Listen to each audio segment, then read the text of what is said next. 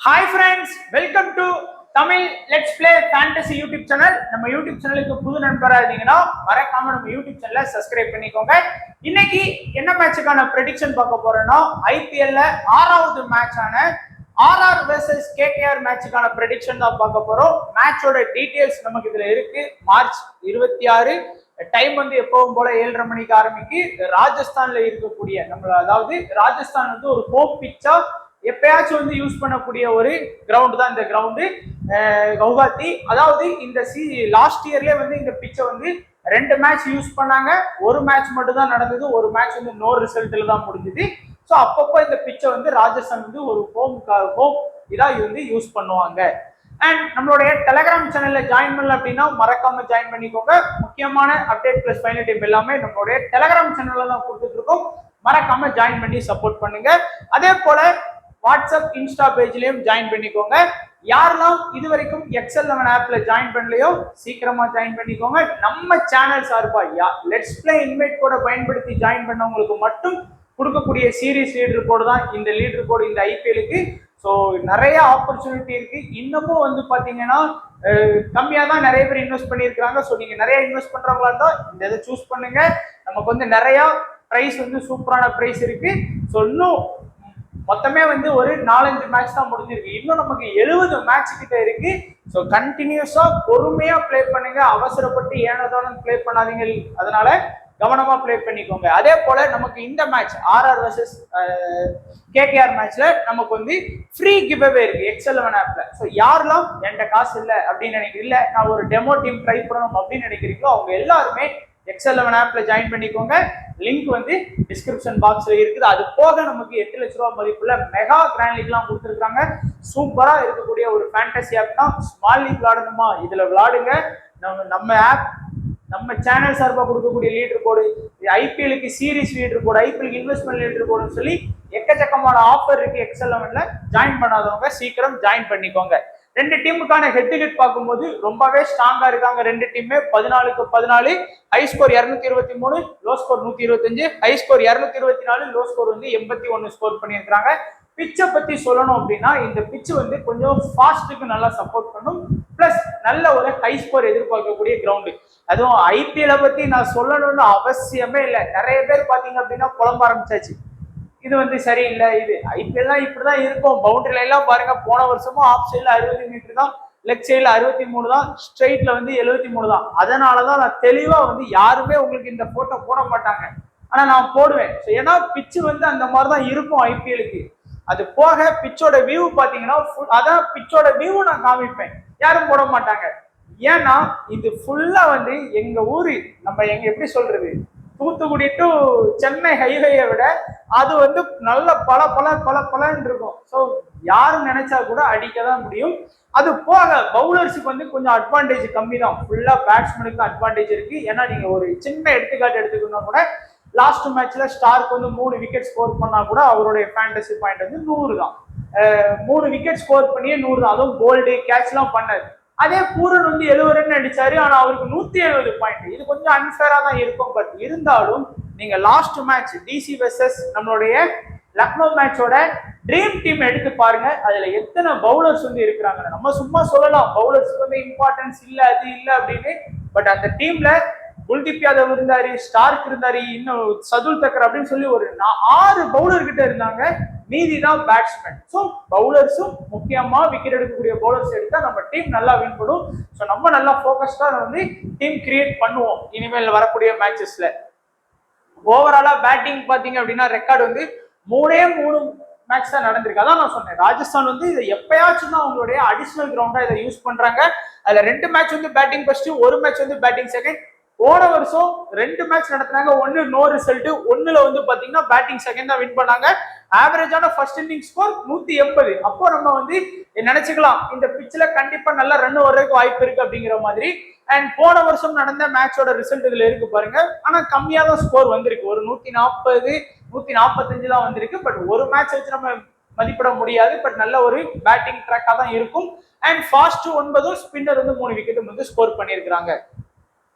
அடுத்ததா நம்ம பார்க்கக்கூடியது பவுலர்ஸோட பேட்டில் பார்த்தரலாம். ஸோ ரொம்ப முக்கியம் இல்லை, இருந்தாலும் கொஞ்சம் வந்து இந்த பேட்டில் வந்து கண்டிப்பா ஒர்க் ஆகும். ஃபர்ஸ்ட் மேட்ச் எப்படி ரோஹித் சர்மா வந்து லெஃப்ட் நம்ம கலீல் அகமது பால் அவுட் ஆனார், அந்த மாதிரி கொஞ்சம் வாய்ப்பு இருக்கு. ஸோ சஞ்சு பார்த்தோம் அப்படின்னா ஹர்ஷித் ராணா பால்ல ஒரு டைம், நரேன் பால்ல 3 அண்ட் ரசல் பால்ல 2, ஜாய்ஸ்வல் அரோரா பால்ல ஒரு டைம் அவுட் இருக்காரு. ஸோ அவர் தான் இனிஷியல் அட்டாக்கர். ஸோ அவர் பால்ல விக்கெட் விடுறதுக்கு வாய்ப்புகள் இருக்கு.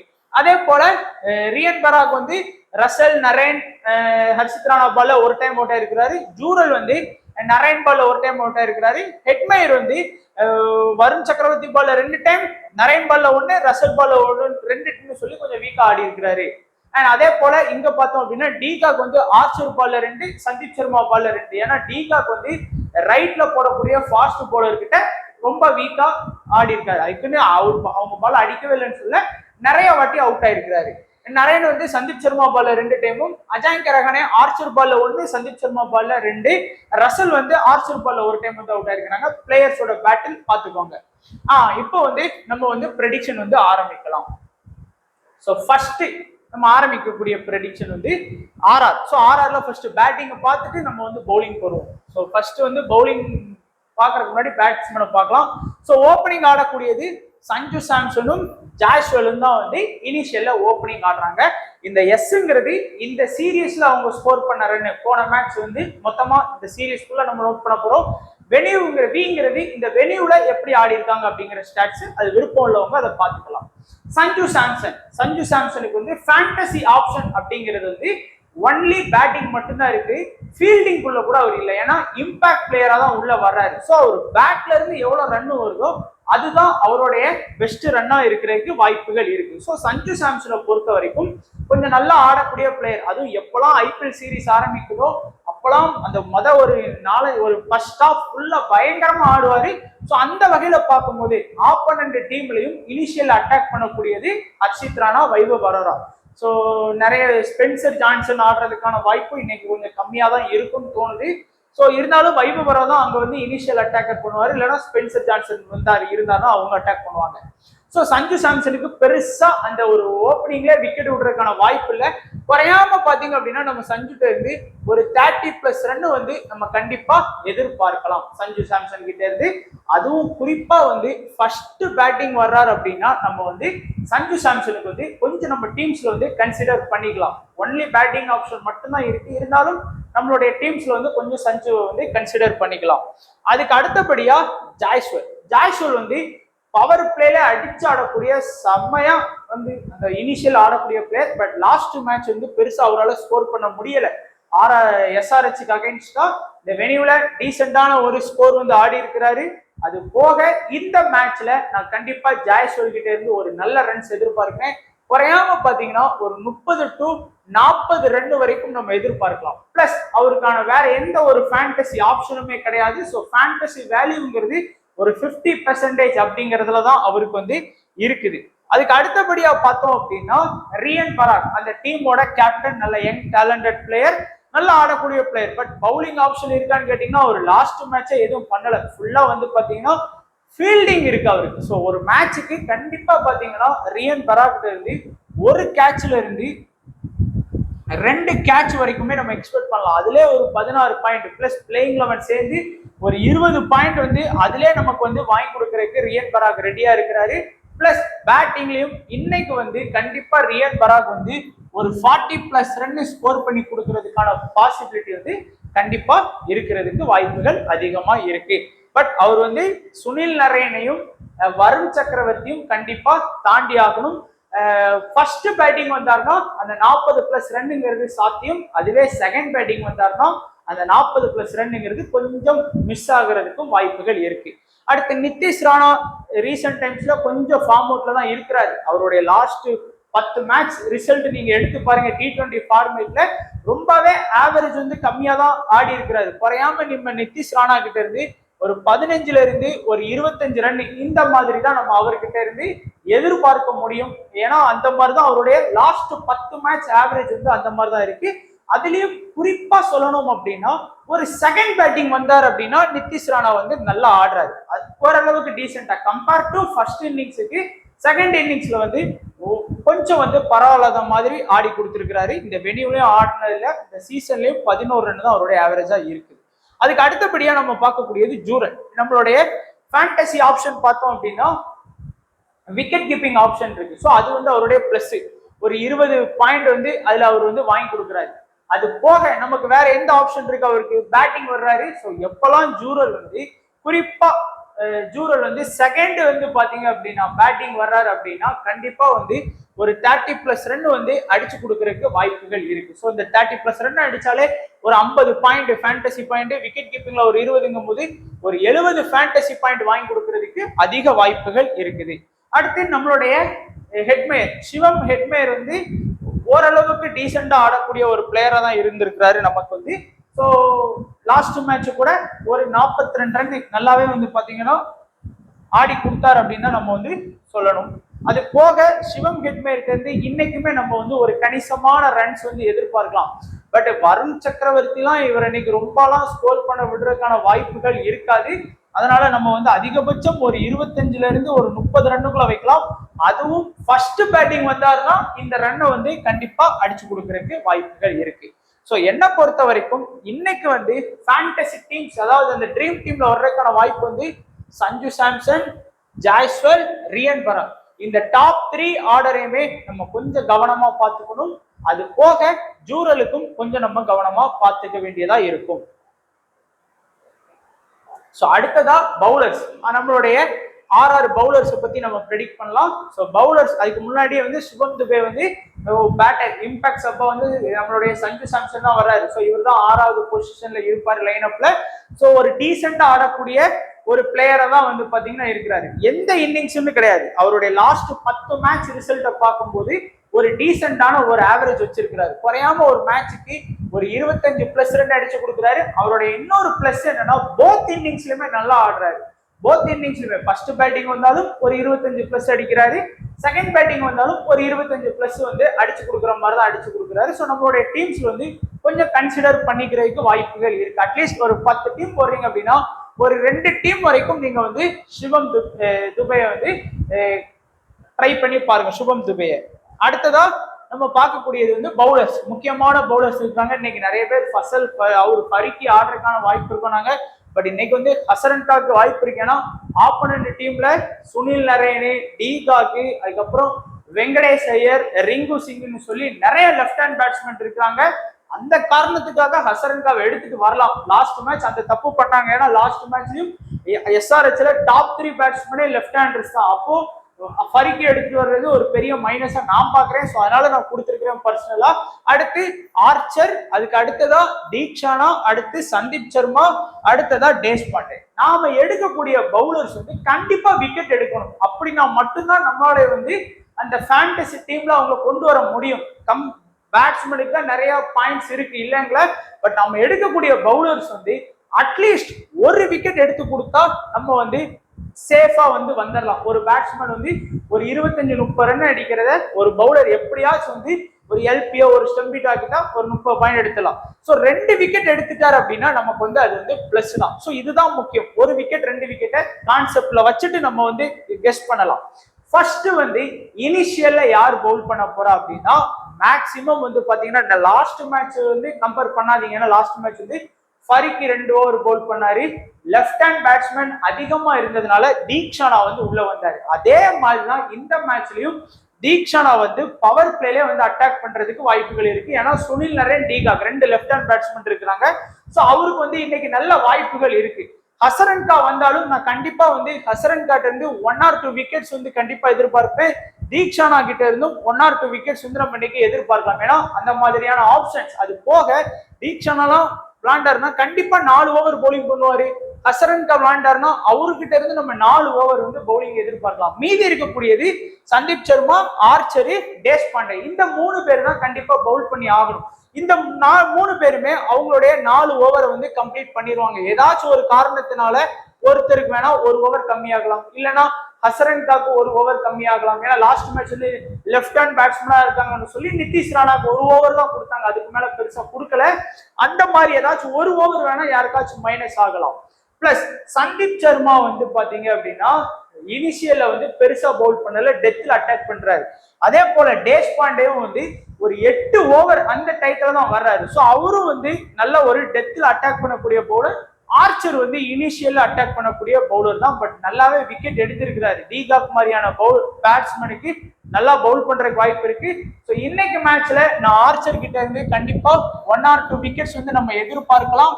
அதே போல டெத்தில் அட்டாக் பண்றதுனால நம்ம தேஷ்பாண்டேக்கும் 2 விக்கெட் வரைக்கும் எதிர்பார்க்கலாம். சந்தீப் சர்மாட்ட மினிமம் நம்ம வந்து ஒரு விக்கெட் வரைக்கும் எதிர்பார்க்கலாம். ஸோ இந்த பவுலிங் ஆப்ஷன்லாம் வச்சு நம்ம விக்கெட் 1 or 2 விக்கெட் நம்ம செலக்ட் பண்ணக்கூடிய பவுலர்ஸ் எடுத்தானாலே நம்ம கண்டிப்பா இது பண்ணிடலாம். ஸோ டீம் போடும்போது ஒரு 10 டீம் போடுறீங்க அப்படின்னா ஒரு 3 டீம்ல தீக்ஷனாவை கவர் பண்ணுங்க, இன்னொரு 3 டீம்ல அசரன்காவை ட்ரை பண்ணுங்க, இன்னும் ஒரு 4 டீம்ல நீங்க வந்து தேஷ்பாண்டே கவர் பண்ணுங்க, இன்னும் ஒரு 3 டீம்ல ஒரு ஆர்ச்சரை கவர் பண்ணுங்க, ஒரு 2 டீம்ல சந்தீப் சர்மாவை கவர் பண்ணுங்க. ஏன்னா ஃபுல்லா பேட்ஸ்மேனுக்கு தான் இம்பார்ட்டன்ட் சொல்லி ஃபுல்லா பேட்ஸ்மேனை எடுக்காதீங்க, பவுலர்ஸையும் கொஞ்சம் கன்சிடர் பண்ணுங்க.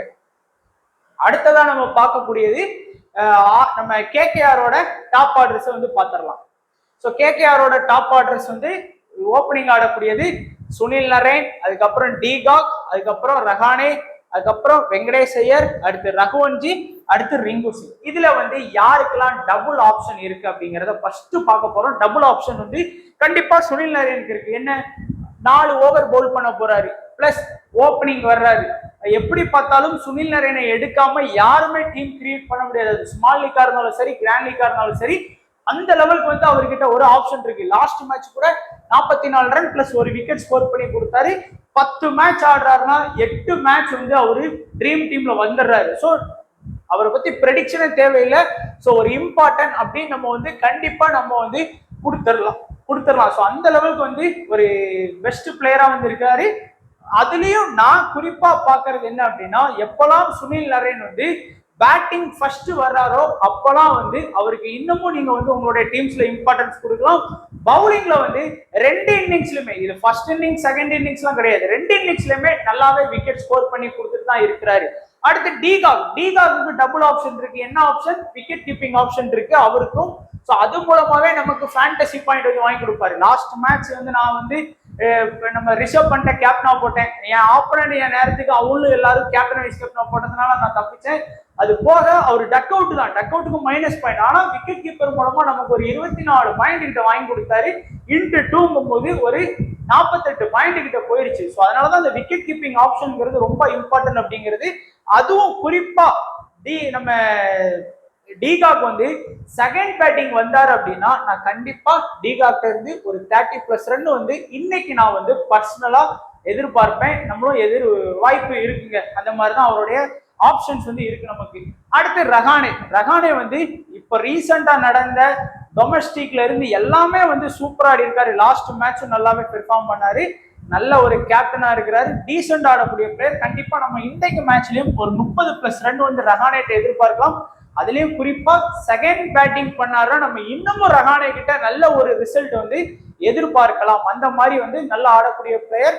வேற யாருக்குமே பெருசா அங்க டபுள் ஆப்ஷன்லாம் கிடையாது. ஃபர்ஸ்ட் வந்து சுனில் நரேனுக்கும் டிகாக்கும் தான் இருக்கு. வேற டபுள் ஆப்ஷன் அப்படிங்கிறது இல்ல, ஒன்லி பேட்டிங் ஆப்ஷன் தான் இருக்கு. அதனால நம்ம ரஹானே பார்த்தோம். அடுத்ததா வெங்கடேஷ் ஐயரும் நல்லா டீசெண்டா ஆடக்கூடிய ஒரு பிளேயர். லாஸ்ட் மேட்ச் அவருக்கு பெருசா போகலனாலும் இந்த மேட்ச்ல வந்து கண்டிப்பா நம்ம வந்து வெங்கடேஷ் ஐயர் கிட்ட இருந்து நல்லா எதிர்பார்க்கலாம். வெங்கடேஷ் ஐயர் கிட்ட இருந்து நான் மினிமம் வந்து ஒரு 25ல இருந்து ஒரு 35 ரன்னுக்குள்ள வரைக்கும் நான் எதிர்பார்க்கிறேன். அதுலயும் நான் வந்து போத் இன்னிங்ஸ்லயுமே அவர் ஃபர்ஸ்ட் பேட்டிங் பண்ண வந்தாலும் 25ல இருந்து 35 ரன் அடிச்சு கொடுப்பாரு. செகண்ட் பேட்டிங் பண்ண வந்தாலும் ஒரு 25ல இருந்து 35 ரன் வந்து அடிச்சு கொடுக்கறதுக்கு வாய்ப்பு இருக்கு. ரகுவன்ஜி நல்ல யங் டேலண்டட் பிளேயர். எப்பெல்லாம் ரகுவன்ஜி வந்து ஃபர்ஸ்ட் பேட்டிங் வர்றாரோ அப்பெல்லாம் வந்து அவர் வந்து ஒரு 30+ ரன் வந்து ஆவரேஜ் வச்சிருக்காருங்க. ஏன்னா அவர் வந்து ஃபர்ஸ்ட் பேட்டிங் வரும்போது எந்த ஒரு ப்ரெஷரும் இல்லாம ஃப்ரீயா வந்து அந்த பொசிஷன்ல வந்து ஆடுறதுக்கு நிறைய வாய்ப்பு இருக்கு. ஸோ அவர் எப்பெல்லாம் ஃபர்ஸ்ட் பேட்டிங் வராரோ அப்பெல்லாம் வந்து ஒரு 30+ ரன் வந்து நமக்கு ஸ்கோர் பண்ணி கொடுக்குறாரு. கடைசியா ரிங்கு சிங்கும் வந்து இப்போ வந்து பெருசா ரீசெண்ட் டைம்ஸ்ல வந்து ரிங்கு சிங் வந்து கொஞ்சம் ஃபார்ம் அவுட்ல தான் இருக்கிறாரு. அவருடைய லாஸ்ட் 10 மேட்ச் ரிசல்ட் நீங்க T20 ஃபார்மேட்ல பாத்தீங்கன்னா தெரியும். அது போக இந்த சீசன்லயும் 12 ரன்ல அவுட் ஆயிட்டாரு. ஆனா ரிங்கு கிட்ட ஒரு பிளஸ் என்னன்னா அடிச்சா மடத்தனமா அடிச்சு போடுவாரு. அந்த மாதிரிதான் ஒரு பிளஸ். சில நேரம் பேட்டிங் வாய்ப்பு கூட கிடைக்காம போகலாம். அப்படியே கிடைச்சாலும் சில இன்னைக்கு லாஸ்ட் 2-3 ஓவர் தான் கிடைக்கும். ஸோ ரிங்கு கிட்ட இருந்து நம்ம குறையாம இன்னைக்கு மேட்ச்ல ஒரு 25 ரன் எதிர்பார்க்கலாம். அதுவும் ரிங்கு வந்து ஃப்ரெஷ்ஷா ஃபர்ஸ்ட் பேட்டிங் பண்ண வர்றாருன்னா கண்டிப்பா ரிங்கு கிட்ட இருந்து இந்த ரன் வந்து நம்ம எதிர்பார்க்கலாம். அதுவே செகண்ட் பேட்டிங் வந்தாருன்னா கொஞ்சம் ஸ்ட்ரகிள் ஆகுறாங்க. ஸோ அந்த இது வந்து கொஞ்சம் மைனஸா இருக்க போகுது ரிங்குக்கு. அடுத்ததா ரசல். ஸோ இங்க வந்து யாருக்கெல்லாம் டபுள் ஆப்ஷன் இருக்கு, இதுல வந்து பாத்தீங்கன்னா ரசலுக்கு வந்து பவுலிங்கும் பண்ணுவாரு, பேட்டிங்கும் பண்ணுவாரு. ரமன்தீப் சிங் வந்து ஒன்லி பேட்டிங் ஆப்ஷன் தான், மீதி எல்லாரும் ஒன்லி பவுலிங் ஆப்ஷன் தான். ஸோ ரசலுக்கு மட்டும்தான் பேட்டிங் பிளஸ் பவுலிங் ஆப்ஷன் இருக்கு. பட் ரீசெண்ட் டைம்ஸ்ல அவர் லாஸ்ட் மேட்ச் கூட பவுல் பண்ணல, பட் ஒரு சில மேட்ச் தான் நல்லா பவுல் பண்ணியிருக்கிறாரு. ரசலை பொறுத்த வரைக்கும் அவர் வந்து பேட்டிங் செகண்ட் சேசிங் பண்ண வர்றாருன்னா அவர்கிட்ட இருந்து நம்ம ரன்ஸ் வந்து கொஞ்சம் நல்லா எதிர்பார்க்கலாம். ஏன்னா டப்புன்னு கேகேஆர்ல விக்கெட் விட்டாங்கன்னா, ஏன்னா சுனில் நரேன் மாதிரியான பிளேயர்ஸ் வந்து செகண்ட் இன்னிங்ஸ்ல வந்து கொஞ்சம் திணறுவாங்க. அப்போ அவர் விக்கெட்லாம் விடும்போது ரசல் வந்து நல்லா ஆடுறதுக்கான வாய்ப்பு இருக்கும். ஒரு 25 ரன் கூட செகண்ட் பேட்டிங் வந்தாருன்னா நம்ம எதிர்பார்க்கலாம். அதே போல செகண்ட்ல பவுல் பண்ணாதான் அவர் நிறைய விக்கெட் எடுத்திருக்காரு. நான் லாஸ்ட் 10 மேட்ச் ரிசல்ட் பார்க்கும்போது எப்பெல்லாம் அவர் வந்து பவுலிங் செகண்ட் பண்றாரோ அப்பெல்லாம் அவர்கிட்ட இருந்து குறையாம நம்ம வந்து 1 or 2 விக்கெட்ஸ் வந்து எதிர்பார்க்கலாம். ஸோ இதுதான் ரசலை பொறுத்த வரைக்குமானதா இருக்கு. அடுத்ததான் நம்ம வந்து ரமன்தீப் சிங் வந்து சொல்லவே வேணாம், போத் இன்னிங்ஸ்லயுமே நல்லா தான் ஆடி கொடுக்குறாரு. இந்த இன்னிங்ஸ் அந்த இன்னிங்ஸ்ல போத் இன்னிங்ஸ்லயுமே ஒரு 15ல இருந்து 20 ரன் நமக்கு வந்து ஆடி கொடுக்கறதுக்கு வாய்ப்புகள் இருக்கு. அடுத்து ஹர்ஷித் ராணா, நம்ம கேகேஆர் வந்து initial attacker, but last match வந்து அவர் இனிஷியல்ல யூஸ் பண்ணாததே ஒரு பெரிய தப்பா பாக்குறேன். ஏன்னா ஸ்பென்சர் ஜான்சன் எடுத்துட்டு வந்தாங்க. இந்த மேட்ச் வந்து ஆண்ட்ரிக் நோர்ச் வந்து ஆடுறதுக்கான பாசிபிலிட்டி இருக்கு. ஸோ அதனால நான் சொல்றேன், இதை கொடுத்துருக்கேன். இல்லைன்னா அந்த இடத்துல கண்டிப்பா ஸ்பென்சர் ஜான்சன் வந்து ஆடுறதுக்கான வாய்ப்புகள் இருக்கும். அண்ட் வருண் சக்கரவர்த்தி போத் இன்னிங்ஸ்லயுமே நல்லா பவுல் பண்ணக்கூடிய பவுலர். போத் இன்னிங்ஸ்லயுமே பவுல் பண்ணாலும் 1 or 2 விக்கெட் நீங்க எதிர்பார்க்கலாம். ஹர்ஷித் ராணாவும் அதே மாதிரிதான், 2 இன்னிங்ஸ்லயுமே நல்லா பவுல் பண்ணுவாரு. மினிமம் இந்த மேட்ச்ல 1 or 2 விக்கெட் எதிர்பார்க்கலாம். வைபவ் வராரா அப்படி கிடையாது. அவர் எப்பெல்லாம் ஃபர்ஸ்ட் இன்னிங்ஸ்ல ஃப்ரெஷ்ஷா நியூ பால ஸ்டார்ட் பண்ணும் போதெல்லாம் அவர்கிட்ட இருந்து நம்ம வந்து கண்டிப்பா 1 or 2 விக்கெட் வந்து எதிர்பார்க்கலாம். அதே இதான் செகண்ட் இன்னிங்ஸ்ல பவுல் பண்ணாருன்னா கொஞ்சம் விக்கெட் எடுக்க ஸ்ட்ரகிள் ஆகுறாரு. ஒரு 10 மேட்ச் ஆடினாருன்னா அதுல ஒரு 5 மேட்ச் தான் விக்கெட் எடுத்து கொடுக்காரு. அதே ஃபர்ஸ்ட் பவுலிங் பண்ணாருன்னா 10ல 8 மேட்ச் வந்து மினிமம் 1 or 2 விக்கெட்ஸ் வந்து கண்டிப்பா ஸ்கோர் பண்ணி கொடுத்துட்டு இருக்கிறாரு. அதனால நம்ம வைபவ் வரரை வந்து ஃபர்ஸ்ட் பவுல் பண்ணாரா மட்டும் நம்ம வந்து டீம்ஸ்ல வந்து கொஞ்சம் கன்சிடர் பண்ணிக்கிடுவோம். ஸோ இதுதான் கேகேஆரோட ப்ரெடிக்ஷன். ஸோ இப்போ நம்ம வந்து எல்லாமே டிஃபரன்ஷியேட் பண்ணி நம்ம வச்சிருக்கோம். ஸோ ஃபர்ஸ்ட் வந்து 2 இன்னிங்ஸ்லயுமே இன்னைக்கு நல்லா பவுலிங் பண்ணக்கூடிய ஆப்ஷன்ஸ் இருக்கு அப்படின்னா, அதாவது அதுக்குன்னு இவங்க வந்து ஃபர்ஸ்ட் இன்னிங்ஸ் செகண்ட் இன்னிங்ஸ் அதுல மாறுபட்ட இதெல்லாம் அப்படிலாம் கிடையாது. அதாவது 2 இன்னிங்ஸ்லயுமே இவங்க நல்லா விக்கெட் எடுத்திருக்காங்க. 10 மேட்ச் ஆடுறாங்களா, அதுல 8 மேட்ச்ல இருந்து 7 மேட்ச் வரைக்கும் 2 இன்னிங்ஸ்லயுமே நல்லா விக்கெட் எடுத்து கொடுக்கறது வந்து வருண் சக்கரவர்த்தி, சுனில் நரேன், ஹர்ஷித் ராணா. இங்க பாத்தீங்கன்னா தீக்ஷானா, ஆர்ச்சர், இவங்க 2 பேருமே 2 இன்னிங்ஸ்லயுமே ஃபர்ஸ்ட் பவுல் பண்ணாலும் சரி செகண்ட் பவுல் பண்ணாலும் சரி மினிமம் 1 or 2 விக்கெட்ஸ் வந்து நமக்கு வந்து எடுத்து கொடுக்குறாங்க. அதே போல போத் இன்னிங்ஸ்ல பேட்டிங் சூப்பரா ஆடுறது யாரு அப்படின்னு பாத்தீங்கன்னா, இங்க வந்து வெங்கடேஷ் ஐயர், ரமன்தீப் சிங் ஒரு 25+ வந்து எந்த இன்னிங்ஸா இருந்தாலும் நல்லா ஆடுறாங்க. அதே போல ஹெட்மயரும் வந்து ஒரு 25+ வந்து எந்த இன்னிங்ஸா இருந்தாலும் நல்லாவே ஆடுறாரு. அண்ட் இப்ப குறிப்பா ஃபர்ஸ்ட் பவுலிங் பண்றாங்க அப்படின்னா, இப்ப கேகேஆர் வந்து ஃபர்ஸ்ட் பவுலிங் பண்றாங்க அப்படின்னா நீங்க வைபவ் வரவராக்கு வந்து இம்பார்ட்டன்ஸ் எடுக்கலாம். பிளஸ் போத் இன்னிங்ஸ்ல இருக்கக்கூடிய பவுலர் சுனில் நரேன், வருண் சக்கரவர்த்தி, ஹர்ஷித் ராணா, இந்த 4 பேரையுமே நீங்க வந்து கன்சிடர் பண்ணுங்க ஃபர்ஸ்ட் பவுலிங் பண்ணாங்கன்னா. அதே இது ஆர்ஆர் இன்னைக்கு பவுல் பண்ண போறாங்கன்னா தேஷ்பாண்டே, சந்தீப் சர்மா, வனிண்டு கசரங்க. ஏன் தேஷ்பாண்டே, சந்தீப் சர்மா இதுல வந்திருக்காங்கன்னு ஒரு சின்ன லாஜிக் தான். ஏன்னா டெத்ல அட்டாக் பண்ணுவாங்க. அப்போ ஃபர்ஸ்ட் இன்னிங்ஸ்ல பவுலிங் பண்ணாங்கன்னா அந்த 20 ஓவரை கம்ப்ளீட்டா பவுல் பண்ணி ஆகணும். அப்படிங்கிற பட்சத்துல அவங்க டெத்ல பவுல் பண்றதுனால லாஸ்ட் ஓவர்லாம் சும்மா ஃப்ரீ விக்கெட் மாதிரி அவசரப்பட்டு அடிப்பாங்க. ஸோ அப்ப விக்கெட் கிடைக்கும். இதுதான் லாஜிக், அதுக்குன்னு வேற ஒன்றும் கிடையாது. ஸோ இந்த 3 பேரும் ஃபர்ஸ்ட் இன்னிங்ஸ்ல, அதுவும் குறிப்பா வனிண்டு கசரன்கெல்லாம் ஃபர்ஸ்ட் மேட்ச்ல 8 மேட்ச் வந்து 1 or 2 விக்கெட் எடுத்து கொடுக்குறாரு ஃபர்ஸ்ட் பவுல் பண்ணா. அதுவே செகண்ட் பவுல் பண்ணா 10ல 5 மேட்ச் தாங்க விக்கெட் எடுத்து கொடுக்காரு. கொஞ்சம் கவனமா பாத்துக்கோங்க. இப்போ செகண்டா பவுல் பண்ணாங்க அப்படின்னா, இன்னைக்கு மேட்ச்ல ஃபர்ஸ்ட் பேட்டிங் பண்ணாங்க அப்படின்னா ரிங்கு சிங், ரகுவன்ஜி, சுனில் நரேன், இந்த 3 பேரையும் உங்க டீம்ஸ்ல கன்சிடர் பண்ணுங்க. அதே இது ஆர்ஆர் இன்னைக்கு ஃபர்ஸ்ட் பேட்டிங் பண்றாங்கன்னா நம்ம ரியன் பராக், சஞ்சு சாம்சன், சுபம் துபேன்னு சொல்லி இந்த 3 பேரையும் உங்களுடைய டீம்ஸ்ல வந்து கொஞ்சம் கன்சிடர் பண்ணுங்க. செகண்ட் பேட்டிங் பண்றாங்க அப்படின்னா டிகாக், ரஹானே, ரசல் நல்லாவே ஸ்கோர் பண்ணியிருக்காங்க. அதுவும் இந்த டொமஸ்டிக்லாம் ரஹானே வந்து சூப்பரா ஸ்கோர் பண்ணியிருக்கிறாரு. அதே இது செகண்ட் பேட்டிங் பண்ணும்போது ஆர்ஆர்ல இம்பார்ட்டன்ட் பார்த்தோம் அப்படின்னா ஜாய்ஸ்வல், நிதிஷ் ராணா, ஜூரல், இந்த 3 பேருக்கும் செகண்ட் இன்னிங்ஸ்ல நல்லாவே வந்து ஆவரேஜ் வந்து வச்சிருக்கிறாங்க. கடைசியா இன்னைக்கு மேட்ச்ல லோ பெர்சன்டேஜ்ல இருக்கக்கூடிய குட் ஆப்ஷன் பார்த்தோம் அப்படின்னா Sandeep Sharma minimum 1 wicket, maximum 2 விக்கெட்டுக்கு வாய்ப்பு இருக்கு. நிதிஷ் ராணா 5% தான் செலக்ட் பண்ணியிருக்காரு. எல்லாருடைய கவனமும் சஞ்சு சாம்சன், ஜாய்ஸ்வல், ரியன் பராக், ஜூரல், ஹெட்மேர் தான் போது தவிர நிதிஷ் ராணாவை எடுக்கல. நிதிஷ் ராணாவை நம்ம செலக்ட் பண்ணி ஒரு 30+ ரன் அடிச்சு கொடுத்தா கூட லோ பெர்சன்டேஜ்ல இருக்கக்கூடிய குட் ஆப்ஷன்ல வந்துருவாரு. வெங்கடேஷ் ஐயரும் அதே போலதான் டாப்ல இருக்கக்கூடிய லோ பெர்சன்டேஜ்ல வெங்கடேஷ் ஐயர் இருக்காரு. வைபவ் வரதா குறிப்பா ஃபர்ஸ்ட் பவுல் பண்ண வரும்போது இம்பார்ட்டன்ஸ் கொடுங்க, 1-2 விக்கெட் வந்து எடுத்து கொடுக்கறதுக்கு வாய்ப்பு இருக்கு. ஸோ லோ பெர்சன்டேஜ்ல இருக்கக்கூடிய நல்ல ஆப்ஷன்ஸ் இவங்க தான். அதே போல கேப்டன் வைஸ் கேப்டன் ஸ்மால் லீக்ல வந்து இந்த 4 பேர் தான். அதுவும் குறிப்பா ஸ்மால் லீக்ல கேப்டன் ஃபிக்ஸ்டு நரேன் தான், வேற எந்த ஒரு மாற்று கருத்தும் இல்லை. அதே இது வைஸ் கேப்டனா நீங்க வருண் சக்கரவர்த்தியை கன்சிடர் பண்ணலாம், ஜாய்ஸ்வாலை கன்சிடர் பண்ணலாம், ரியன் பராக கன்சிடர் பண்ணலாம். மோஸ்டா நான் எடுக்க போறது ஜாய்ஸ்வாலா இருக்கிறதுக்கு நிறைய வாய்ப்புகள் இருக்கு. பட் ஜாய்ஸ்வால் வந்து பவர் பிளேயே அடிச்சிட்டாருன்னா ஓகேவா இருக்கும், இல்லைன்னா கொஞ்சம் திணறுவாருக்கு வாய்ப்பு இருக்கு. அதே இது இன்னைக்கு நீங்க கிராண்ட் லீக் பிளே பண்றீங்க அப்படின்னா டீகாக் செகண்ட் பேட்டிங் வந்தா இம்பார்ட்டன்ஸ் கொடுங்க. ஹர்ஷித் ராணா எந்த இன்னிங்ஸ்ல பவுல் பண்ணாலும் அவருக்கு இம்பார்ட்டன்ஸ் கொடுங்க, 1 or 2 விக்கெட் கிடைக்கும். ஆர்ச்சர் ஃபர்ஸ்ட் இன்னிங்ஸ்ல பவுலிங் பண்ணாருன்னா நல்லாவே பவுல் பண்ணி இருக்கிறாரு. போத் இன்னிங்ஸ்லயுமே நல்லா பண்ணியிருக்காரு. ஃபர்ஸ்ட் இன்னிங்ஸ்ல கொஞ்சம் நல்லாவே பண்ணியிருக்காரு. தேஷ்பாண்டே ஃபர்ஸ்ட் இன்னிங்ஸ்ல பவுல் பண்ணாருன்னா 2 விக்கெட் வரைக்கும் நமக்கு கிடைக்கும். ஸோ அதனால ஜிஎல்ல வந்து இந்த மாதிரியான கேப்டன் வைஸ் கேப்டனை ட்ரை பண்ணுங்க. கடைசியா நம்மளுடைய சேனல் சார்பாக கொடுக்கக்கூடிய லீடர் போலையும் கலந்துக்கோங்க, வின் பண்ணிக்கோங்க. And demo team, small league demo team பெரிய வித்தியாசங்கள் இருக்காது. இன்னைக்கு சேஃபுக்கும் ரிஸ்க்கும் சஞ்சு சாம்சன் டீகா, சஞ்சு சாம்சன் டீகா, ஜாய்ஸ்வல் ரகானே, இங்க ஜாய்ஸ்வல் வெங்கடேஷ் ஐயர். ஸோ ரகானே வந்து சேஃப், வெங்கடேஷ் ஐயர் வந்து risk. Sunil Narine, Russell, Riyan Parag, Sunil Narine, Russell, Riyan Parag. அதே போல வருண் சக்கரவர்த்தி, ஹர்ஷித் ராணா, ஆர்ச்சர், தேஷ்பாண்டே. வருண் சக்கரவர்த்தி, ஹர்ஷித் ராணா, சந்தீப் சர்மா அண்ட் தேஷ்பாண்டே. ஆர்ச்சருக்கு மேல இந்த சேஞ்ச் பண்ணியிருக்கிறோம். அதே போல ரகானேக்கு மேல இந்த சேஞ்ச் பண்ணியிருக்கோம். ஸோ இதுதான் நம்மளுடைய டெமோ டீம். இதுல வந்து நீங்க கண்டிப்பா ஒரு சில பிளேயர்ஸ் ட்ரை பண்ணிக்கோங்க. 7:25க்கு நம்மளுடைய ஃபைனல் டீம் வந்து வந்துடும். அதுக்கு முன்னாடியே போட சொல்றீங்க, பட் லாஸ்ட் நிமிஷத்துல கொடுத்தாதான் எனக்கு திருப்தியா இருக்கும். ஸோ அதனால கரெக்டா 7:25க்கு நம்மளுடைய ஃபைனல் டீம் வந்துடும். அதுக்கப்புறமும் 5 நிமிஷம் உங்களுக்கு டைம் இருக்கு. அதுல உங்களுக்கு ஏதாச்சும் கேப்டன் வைஸ் கேப்டன் மாத்தணும், இல்ல ஒரு பிளேயரை மாத்தி போடணும்னா கூட நீங்க ட்ரை பண்ணிக்கோங்க.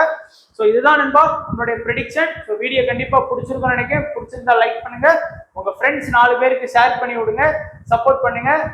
வீடியோ பார்த்த எல்லா நண்பர்களுக்கும் நன்றி, வணக்கம். தேங்க்ஸ் ஃபார் வாட்சிங் நண்பா.